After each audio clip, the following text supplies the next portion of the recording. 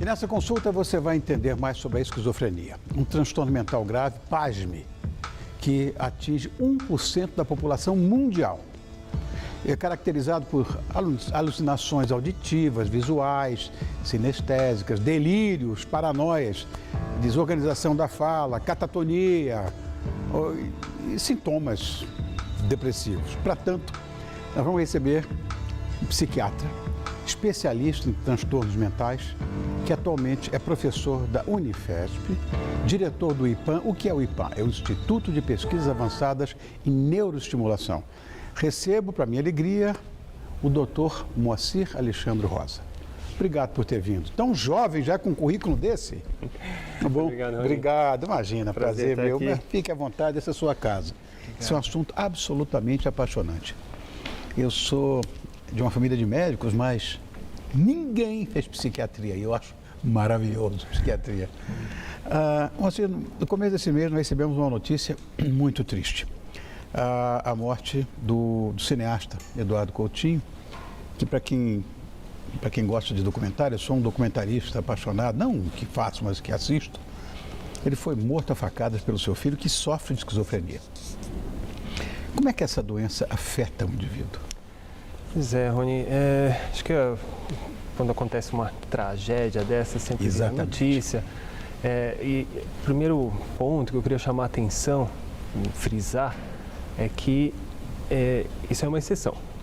Então, assim, o crime relacionado à doença é uma exceção. Isso não é uma característica da doença, né? Então, assim, essa doença já sofre um estigma e um preconceito muito grandes, né? Na sociedade, um desconhecimento muito grande. E quando acontece um crime desse, então as pessoas já pensam esquizofrenia igual a facadas, a tragédia. Não é assim. É uma doença grave, é uma doença que disfuncional em muitos aspectos. Tem um aspecto fascinante, por outro lado. Então, um aspecto destrutivo e um aspecto fascinante. Então, realmente é uma doença muito interessante. A gente vai conversar um pouquinho sobre as características da doença. Mas, assim, o que eu queria frisar primeiro é isso. Não é típico, é um caso de exceção, em geral, em situações de casos mais graves, de casos não tratados, né? Enfim, não é o mais comum. Então, é muito importante separar as coisas. A doença pode acontecer em pessoas com melhor índole ou com pior índole. Tá. E existem situações em que o surto realmente é muito grave e a pessoa perde o controle. Pode acontecer. Existe uma causa determinada para se desenvolver essa doença? Sabe que se estuda essa doença há muitos anos. Se conhece muitos aspectos bioquímicos do funcionamento cerebral. Existe uma certeza muito grande de que é uma doença cerebral, mas ninguém sabe a causa ainda. Essa que é a verdade. Então, existem teorias explicativas, existem estudos de imagem, uma série de aspectos da doença que são conhecidos, mas a causa mesmo, ninguém sabe. O aspecto genético é importante, tem um fator genético importante, assim, famílias que têm uma árvore, né, da doença, mas surge também em famílias que não têm nenhuma história anterior. Também é um mistério aí que ainda não está resolvido. E há como se identificar assim, um esquizofrênico, um portador de esquizofrenia? Ou seja, existe uma sintomatologia que seja mais ou menos clara, identificável para um leigo, por exemplo? Claro. Varia muito de pessoa para pessoa a evolução da doença, mas tipicamente ela começa com sintomas que a gente chama de pródromos, que são sintomas inespecíficos de uma doença e pode durar algumas semanas, às vezes alguns meses. Depois a fase que a gente chama de surto, que é o mais clássico mesmo, que a pessoa tem as alucinações, os delírios. E depois a fase que a gente chama de residual. Na verdade, são sintomas que sobram no final, que podem ser mais ou menos graves. Então, o pródromos, que é essa fase inicial, inespecífica, ela é muito difícil de se avaliar, de detectar, porque é uma doença que atinge pessoas muito jovens. Em geral, os homens, entre 15 e 25 anos, começa a doença. As mulheres um pouquinho mais tarde, entre 20 e 30 anos. E esses pródromos são, em geral, um isolamento social, começa a diminuir o número de amigos, para de namorar, começa a se interessar por coisas esotéricas, às vezes coisas um pouco bizarras, e a família só acha que, enfim, é um adolescente, às vezes é meio característico mesmo, né, de um adolescente fazer umas coisas um pouco estranhas, ser diferente, né, ser um pouco rebelde. E muitas vezes não, muitas vezes é o pródromos, esse começo da doença. Insônia, começa a trocar o dia pela noite. Então, isso são coisas que podem alertar, né, e quando começam a ser uma coisa exagerada. Então, essa é a primeira fase da doença. Depois ela evolui para o surto. Então, o surto é realmente aquela fase que é o mais clássico, que as pessoas em geral conhecem mais, em que existem esses, né, a gente pode meio didaticamente, né, tem os delírios, as alucinações e a desorganização do pensamento, são as coisas mais características. Se a gente tentar entrar na mente de uma pessoa com esquizofrenia, é um pouco assustador o que acontece. Então, por exemplo, os delírios, né, que são crenças que não têm fundamento na realidade, em geral, os mais comuns são de perseguição, persecutórios. Então, a pessoa acha que estão querendo fazer um mal para ela. Às vezes, inicialmente não sabe quem, às vezes começa a identificar alguém. Um tipo de paranoia. Uma paranoia, exatamente. Então, a pessoa acha que está sendo perseguida pelo FBI, está sendo perseguida pela polícia, Então, começa aquela sensação. Outros delírios são, por exemplo, de que as outras pessoas conseguem ler o pensamento dela. Então, imagina a situação, é uma difusão de pensamento. Então, a pessoa não tem mais paz, porque todo mundo sabe o que ela está pensando. E assim por diante, né? Então, sonorização de pensamento é uma coisa bem típica. Então, a pessoa pensa, porque o pensamento é o que a gente tem de mais íntimo. Claro, claro. A gente pode pensar o que a gente quiser e ninguém sabe. Mas, de repente, o pensamento é como se a gente estivesse falando alto, né? Então, esses são os delírios. E aí tem as alucinações. As alucinações são percepções que não têm estímulo externo. Então, a mais típica é a alucinação auditiva. Ouvir vozes. Então, é bem característico da esquizofrenia. Imaginem também, se coloquem no lugar de uma pessoa com esse transtorno e, de repente, alguém fala com você, você olha, não tem ninguém. E é real, assim, a sensação deles é que tem uma pessoa de fora, não é imaginar uma voz. E essa voz, ou muitas vezes essas vozes, às vezes conversam entre elas sobre a pessoa, né? Ou começam a comentar o que a pessoa está fazendo. Agora ele vai tomar banho, agora ele vai... Então, assim, é uma coisa que inicialmente assusta muito o paciente, né? Porque é uma coisa nova. E há como fazer uma avaliação, sei lá, como é que é feita a avaliação psiquiátrica do paciente? Pois quando se manifesta, em geral, no surto, é quando se procura o médico. Alguma coisa aconteceu. Muitas vezes se procura outro tipo de ajuda que não o médico, exatamente por desconhecimento. Em geral, se procura religião, enfim, variações de religiões para tentar, porque parece muito aspectos espirituais, né? Então, os familiares, em geral, se confundem tomado por uma entidade, alguma coisa assim. Certo. Então, isso é um aspecto que a gente pode comentar depois sobre a família, né? Mas é um caminho muito comum. Primeiro, procurar uma ajuda espiritual, depois que vê que não é bem por aí procura o médico, né? E o diagnóstico, isso é muito frustrante para os familiares, principalmente. Não existe um exame que confirme. Não tem uma ressonância, não existe um exame de PET, né? Um exame de fluxo sanguíneo cerebral que confirme. E é muito difícil falar isso para a família. Olha, o diagnóstico dele é esse por causa das manifestações, por causa do comportamento. O diagnóstico a gente chama de diagnóstico clínico. Então, significa, né, a gente faz o exame psíquico, né, com a história do paciente. Que é muito mais difícil, mas hoje quem faz o diagnóstico é o laboratório de análise. Quer dizer, para o psiquiatra é mais complicado isso, eu acho. Não existe. Sabemos que não há cura, mas eu sei que existe um tratamento conservador. Aliás, vários tratamentos, né? Quais são eles? O tratamento central é a medicação.